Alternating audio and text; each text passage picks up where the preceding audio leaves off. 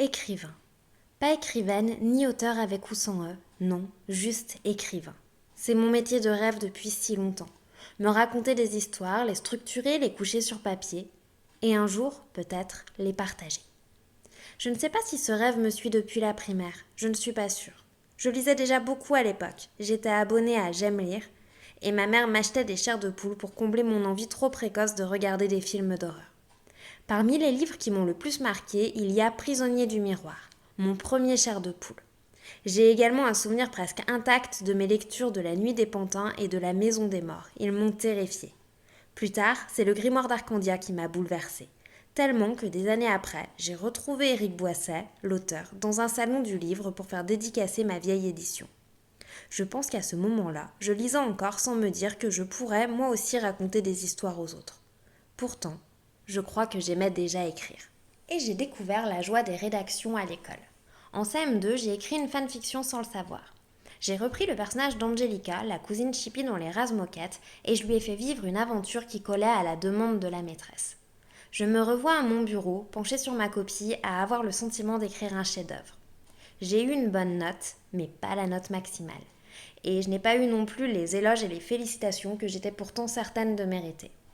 Cette fois-là a été la première d'une longue série de déceptions.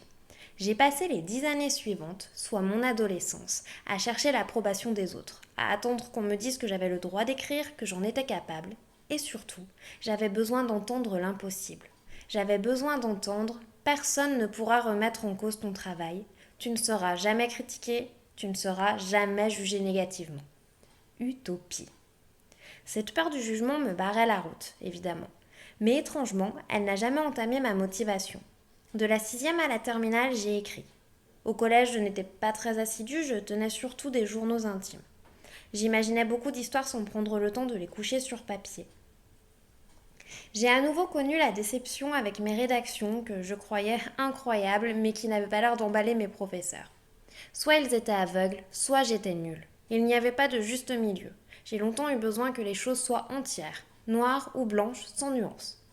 Pendant mes années collège, j'ai écrit quelques histoires, des pièces de théâtre librement inspirées de mes films préférés, et puis un conte.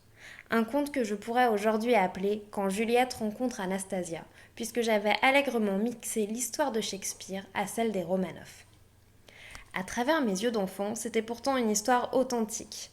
J'avais fabriqué un livret avec des copies doubles pour donner l'illusion d'un vrai livre, et j'ai proposé la lecture à mes proches. Le collège, ça a aussi été des lectures dingues. Peggy Sue, tous les tomes ou presque, Harry Potter bien sûr, et la bibliothèque de ma ville. Je passais un temps fou à fureter dans les rayons jeunesse à la recherche des livres les plus effrayants. J'avais un attrait particulier pour les histoires de vampires. Mais l'époque charnière, pour moi, c'est le lycée. Au lycée, j'ai rencontré mes deux amours, Arthur Rimbaud et Stephen King.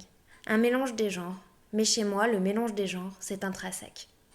Avec Rimbaud, j'ai commencé à écrire de la poésie. Ça n'a duré que le temps du lycée, mais j'ai des dizaines de poèmes dans des carnets et sur mon ordinateur. Et quand je les relis, j'ai 17 ans à nouveau.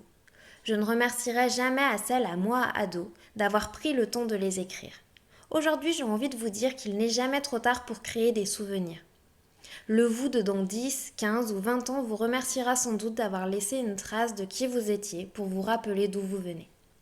Et en parlant d'histoire personnelle, je ne sais pas si aujourd'hui je serais écrivain si je n'avais jamais lu Stephen King ou si je l'avais lu plus tard. Un jour, ma mère est rentrée des courses avec la nouvelle Un tour sur le bolide. Toi qui aimes tant les histoires d'horreur, tu devrais lire Stephen King, c'est l'auteur de référence. Cette nouvelle raconte l'histoire d'un étudiant qui apprend que sa mère a été hospitalisée. Il décide alors de rentrer chez lui en stop, en pleine nuit, et les conducteurs qui s'arrêtent n'ont rien de sympathique. Je pense que c'est la première histoire destinée à un public adulte que j'ai lue. Du récit au vocabulaire à l'ambiance en passant par les personnages, tout m'a bousculée. Je me suis alors rendue à la bibliothèque et j'ai successivement emprunté Jessie, Cimetière, Shining, Dolores Claiborne et tous les autres. Et puis j'ai vu l'adaptation Fenêtre secrète qui met en scène un écrivain névrosé. Et je crois que le déclic s'est fait à ce moment-là. C'est là que j'ai vraiment assimilé le fait que les livres étaient écrits par des écrivains et qu'écrivain était un métier. Je voulais devenir écrivain et faire vibrer les gens comme Stephen King me faisait vibrer. Au lycée, j'ai écrit 3 romans, avec des guillemets parce que ce sont des romans très courts d'un peu plus de 30 000 mots chacun. Je n'ai plus le premier qui n'a de toute façon pas rencontré le succès espéré auprès des 2 lecteurs à qui je l'ai confié. On m'a tout au plus félicité pour ma persévérance. Si mes souvenirs sont bons, la seule personne qui a lu le second est ma mère. Elle m'a dit que mon style s'était vraiment amélioré, elle semblait franchement enthousiaste. Mais ensuite, elle a relevé les incohérences. Mon histoire se passait au Far West à la fin du 19e siècle, mais mes personnages se comportaient comme s'ils venaient de notre époque. Vexée, je n'ai pas voulu entendre cette critique comme constructive, et je n'ai fait lire mon 3e roman à personne puisqu'on refusait de reconnaître mon génie. Au lycée, j'ai aussi écrit quelques nouvelles et plusieurs débuts de romans. Beaucoup de mes textes ont disparu en même temps que notre vieil ordinateur a rendu l'âme. À la fin du lycée, je me suis plus concentrée sur mes études que sur mes rêves, mais j'ai continué à écrire. Jusqu'en 2017, j'ai fini quelques nouvelles mais aucun roman. Ils sont tous restés inachevés. Je n'avais plus la niaque peut-être, ou alors j'avais peur. Peur de perdre mon temps, peur de ne jamais plaire, peur d'être critiquée. Chez moi, il y a des carnets noircis d'idées de romans, de personnages, il y a des bouts d'histoire tapés avec passion, des plans rédigés avec minutie. Et puis beaucoup de blocages inconscients. Cette petite voix qui susurre que c'est une perte de temps, qu'écrivain n'est pas un métier, que je n'ai plus 17 ans. Mais même si je les étouffais sous des injonctions limitantes, l'envie et l'espoir étaient toujours là. Et début 2017, j'ai eu une occasion à saisir et je l'ai saisie. Je venais de quitter mon travail et de décider d'une reconversion professionnelle. J'avais du temps, il fallait que je tente, juste pour voir, pour être sûre. J'ai suivi avec beaucoup de rigueur la méthode d'écriture préconisée par Stephen King dans son essai « Écriture, mémoire d'un métier » et j'ai écrit Encrier, le roman que vous pourrez lire au printemps prochain. Il ne s'appelait pas encore Encrier et ne ressemblait pas tout à fait à la version finale, mais il était là, brut, dans sa première version, finalisée en à peine un mois. Toujours en suivant les conseils de mon auteur chouchou, j'ai laissé mon manuscrit dormir quelques semaines. Puis je l'ai relu, j'ai corrigé quelques coquilles et je l'ai fait lire à mon mari. Lui, il a tout de suite vu du potentiel et il m'a encouragé à aller plus loin, à le faire lire à d'autres personnes et à l'envoyer à des maisons d'édition.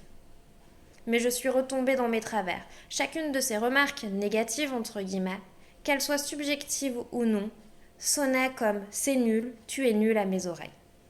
J'ai abandonné, et puis je suis tombée enceinte, j'avais d'autres préoccupations, et l'histoire aurait pu s'arrêter là si je n'avais pas décidé, début 2019, de me donner encore une chance. À Noël 2017, mon frère m'a offert ce journal, 5 ans de réflexion.